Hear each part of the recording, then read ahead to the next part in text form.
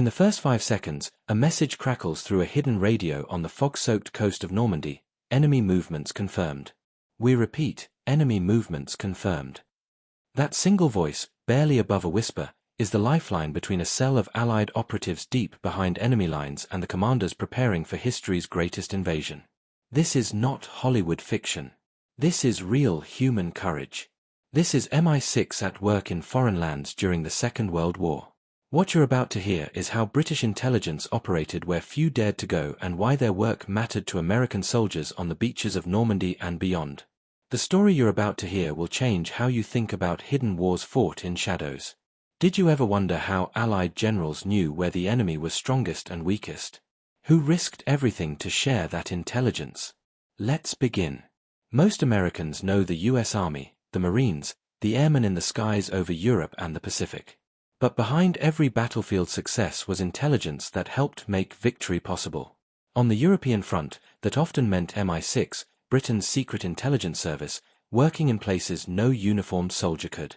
MI6, sometimes called SIS, was the British agency responsible for gathering intelligence and conducting espionage overseas.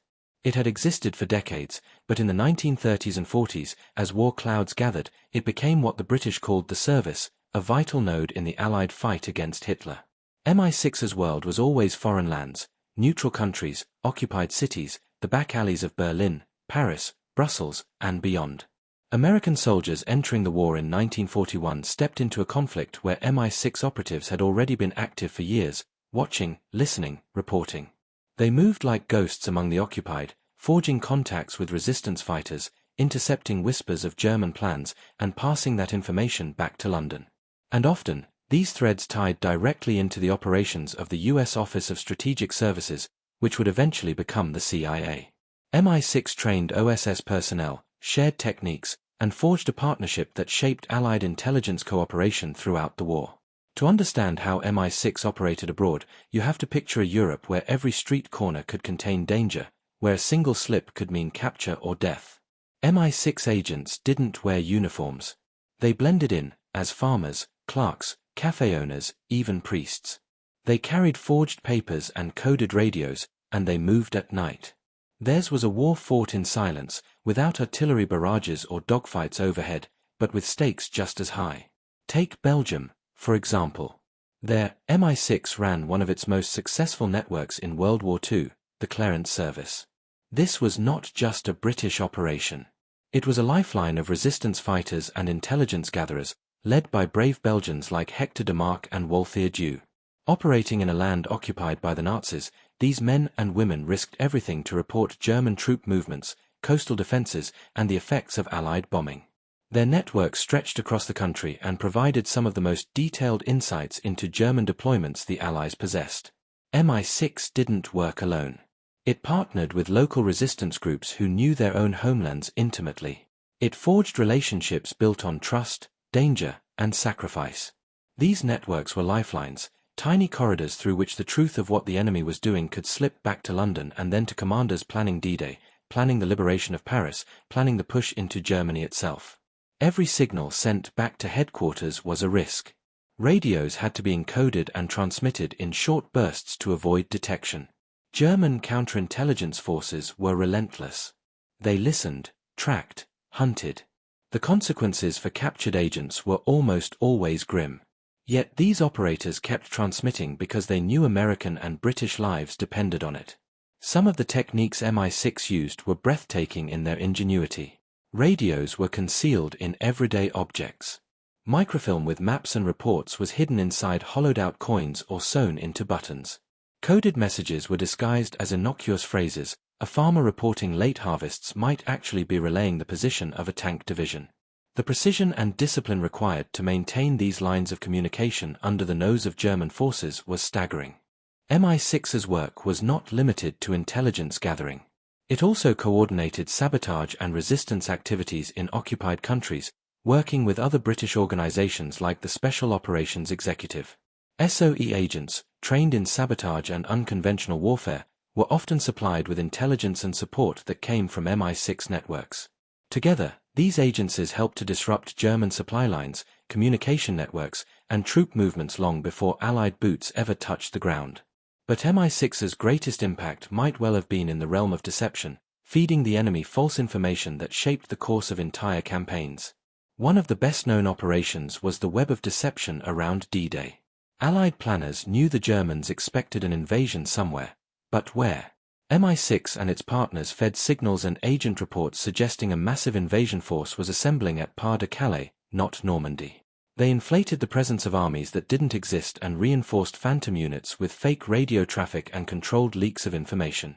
German commanders kept divisions poised away from Normandy on June 6, 1944, waiting for an attack that never came. That deception helped give American, British, and Canadian troops the breathing room they needed to secure the beaches. So when you think about World War II, and you picture the young American soldier wading through the surf at Omaha Beach, know this: behind that moment were countless messages, sometimes only a few cryptic lines of text, sent by MI6 assets deep in occupied Europe. Messages that warned of troop concentrations. Messages that mapped out minefields. Messages that confirmed enemy movements. And because of this intelligence, men lived, battles succeeded, and history was made. Personal stories from the field bring this home. One MI6-linked resistance courier operating in France told of crossing fields and forests by night, bracing herself against cold rain and the ever-present threat of patrols. Every step could be her last.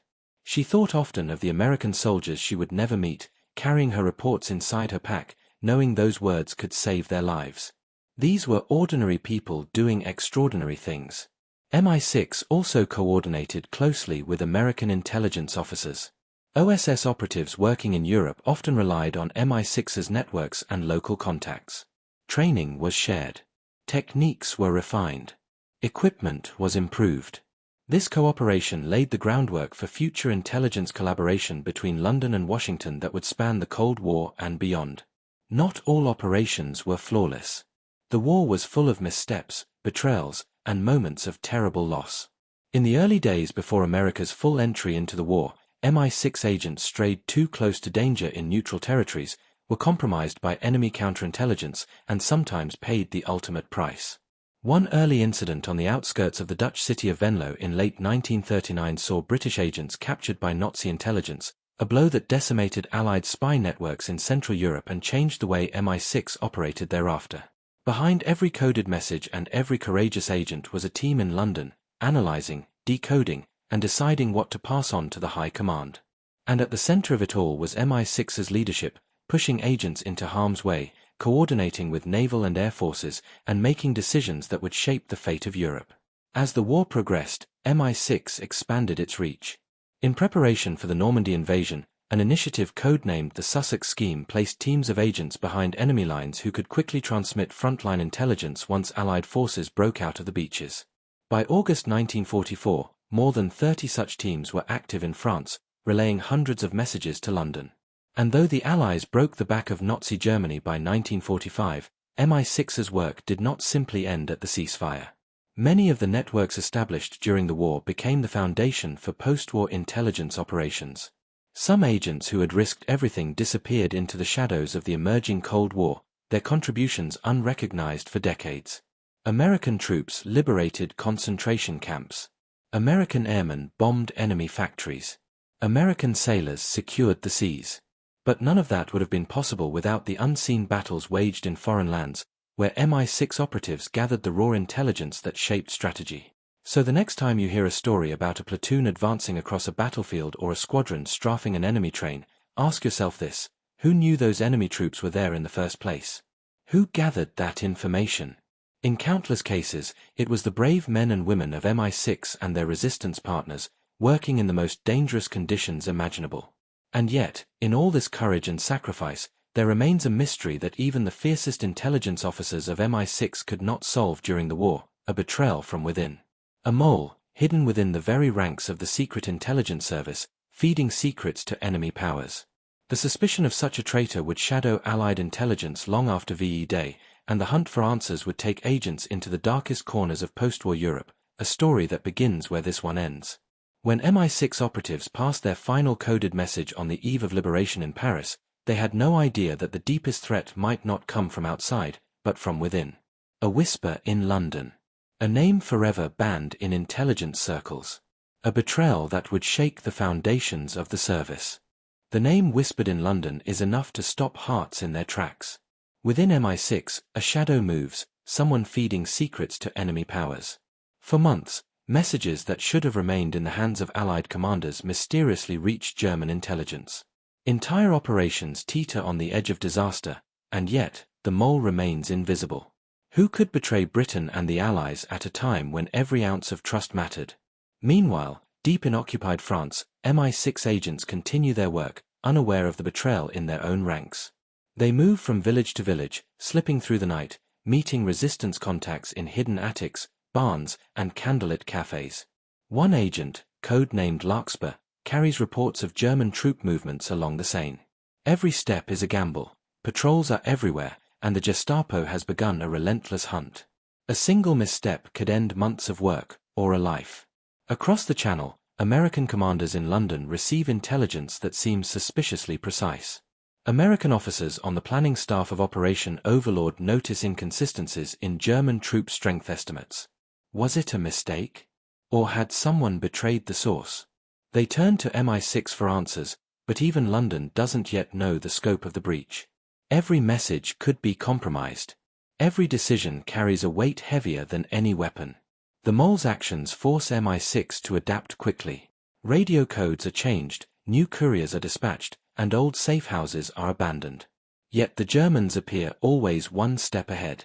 MI6 leadership convenes in secret rooms, poring over lists of agents, cross-referencing every communication, every contact. Trust becomes currency. One wrong assumption could cost lives, American, British, French, all of them. In the meantime, MI6 operations in Norway, Denmark, and the Low Countries continue under tremendous risk. Agents smuggle maps of coastal artillery, relay information about U-boat movements, and gather intelligence on newly constructed fortifications. Each transmission could mean the difference between life and death for the sailors of the US Navy and the crews of B-17 bombers. A single report might save hundreds during a planned strike or amphibious landing.